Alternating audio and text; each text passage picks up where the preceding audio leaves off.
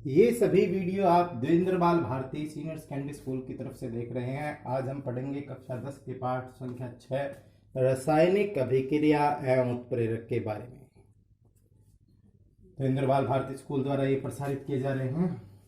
अब हम पढ़ रहे हैं आगे। इसमें हमने पढ़ना है रासायनिक अभिक्रियाओं के प्रकार की भी। प्रकार कौन कौन से हैं रासायनिक अभिक्रिया के? रासायनिक अभिक्रियाओं के प्रकार के बारे में पढ़ेंगे। और सबसे पहला प्रकार हम पढ़ेंगे ऊष्माशोषी अभिक्रिया। रासायनिक अभिक्रियाओं के प्रकार में पहला प्रकार हम पढ़ेंगे ऊष्माशोषी अभिक्रिया। अब ऊष्माशोषी अभिक्रिया क्या होती है तो सुनिए।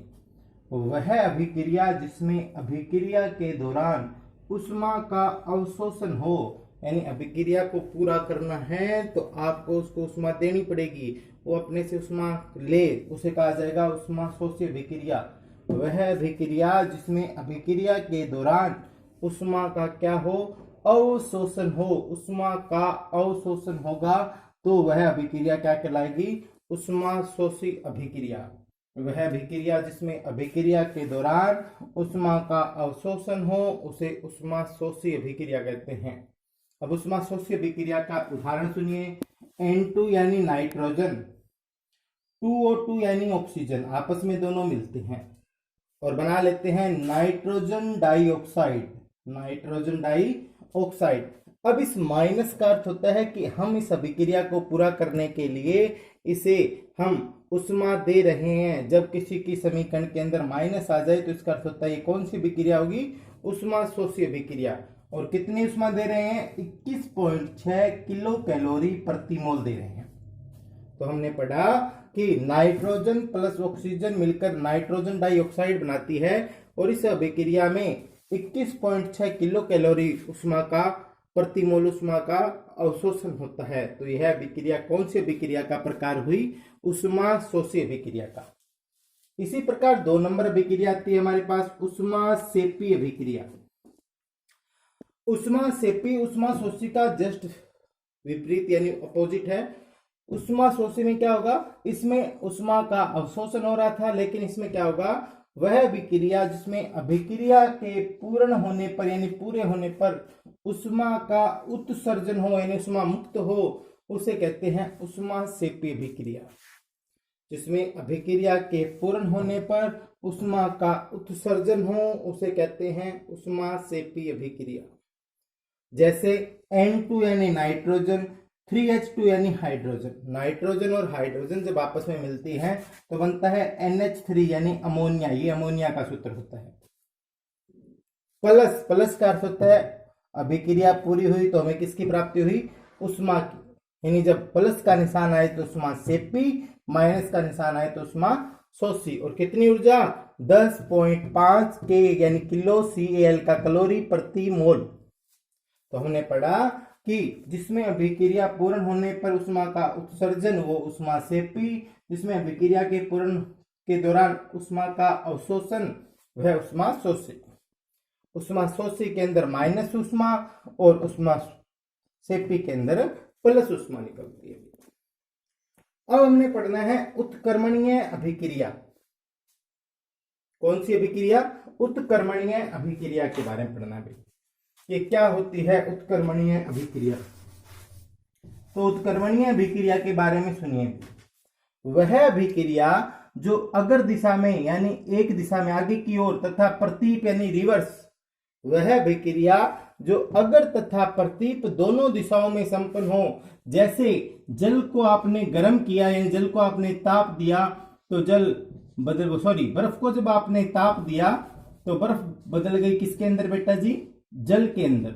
जब बर्फ को ताप देते हैं तो बर्फ बदल जाती है किसके अंदर? और जब उसको जमने दिया यानी उसको हिमांक बिंदु तक लाए तो जल वापिस किस में बदल गया? बर्फ में। तो वह अभिक्रिया जो अगर तथा प्रतीप दोनों दिशाओं में हो यानी आगे की दिशा में भी हो और पीछे की दिशा में भी हो उसे कहा जाता है उत्कर्मणीय अभिक्रिया। और उत्कर्मणीय अभिक्रिया के लिए इस तरह का निशान लगाते हैं, यानी दोनों दिशाओं में तीर का निशान लगाया जाता है भाई। तो हमने भी 3 अभिक्रियाएं पढ़ी। पहली पढ़ी ऊष्माशोषी, दूसरी पढ़ी ऊष्माक्षेपी और तीसरा पढ़ा कौन सी अभिक्रिया? उत्कर्मणीय अभिक्रिया। अब हम पढ़ेंगे आगे की अभिक्रिया। आगे हमारी जो अभिक्रिया है उसका नाम है अनुत्क्रमणीय अभिक्रिया। उत्क्रमणीय वह अभिक्रिया थी जो अगर तथा प्रतीक दोनों दिशाओं में होती थी। हमने पढ़ा उसके लिए निशान था दोनों तरफ तीर का निशान ये तरह का, जबकि उत्क्रमणीय अभिक्रिया के लिए जो निशान होता है वो होता है केवल और केवल एक तरफ तीर का निशान। तो वह अभिक्रिया जो अगर या प्रतीक किसी एक ही दिशा में संपन्न हो उसे कहते हैं अनुत्क्रमणीय अभिक्रिया। जैसे आप मीथेन का जब दहन करते हैं, उसको जलाते हैं ऑक्सीजन की उपस्थिति में, तो कार्बन डाइऑक्साइड, जल और उष्मा का निर्माण होता है। इनसे पुनः मीथेन का निर्माण नहीं होता। तो यह अभिक्रिया कौन सी अभिक्रिया हुई? यह अभिक्रिया हुई अनुत्क्रमणीय अभिक्रिया। तो हमने पढ़ा वह अभिक्रिया जो अगर या प्रतीक किसी एक ही दिशा में संपन्न हो, या तो अगर दिशा में हो या प्रतीक दिशा में हो। अगर या प्रतीक किसी एक ही दिशा में संपन्न हो तो उसे कहा जाता है अनुत्क्रमणीय अभिक्रिया। और अनुत्क्रमणीय अभिक्रिया के लिए एक ही दिशा में तीर का निशान लगाया जाता है। अनुत्क्रमणीय अभिक्रिया के लिए केवल और केवल एक ही दिशा में तीर का निशान लगाया जाता है। यहाँ पे हमने पढ़ा दूसरी अभिक्रिया हमने पढ़ना है मंद। मंद का अर्थ होता है जो धीमी गति से हो, मंद का अर्थ ही धीमा होता है। तो मंद अभिक्रिया किसे कहेंगे? वह अभिक्रिया जिसको संपन्न होने में दिन लग जाए, महीने लग जाए या वर्ष लग जाए। वह अभिक्रिया जिसको संपन्न होने में दिन, महीने या वर्ष लग जाए उसे कहा जाता है मंद अभिक्रिया।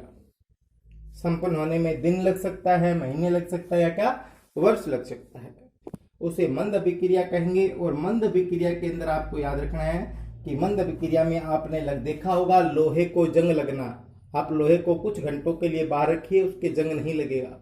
उसके जंग लगने में महीने लग जाते हैं, दिन लग जाते हैं, वर्ष लग जाते हैं। तो लोहे को कहते हैं Fe। लोहा जब ऑक्सीजन यानी वायु के संपर्क में आता है O2 के, और उस पर जल लगता है यानी H2O लगता है, तो ये तीनों करते हैं क्रिया। तो 4Fe + 3O2 + 6H2 ये सारे करते हैं आपस में क्या? क्रिया। और क्रिया कर ये सारे क्या बनाते हैं? 2Fe2O3.3H2O। इसे कहते हैं जंग लगा लोहा।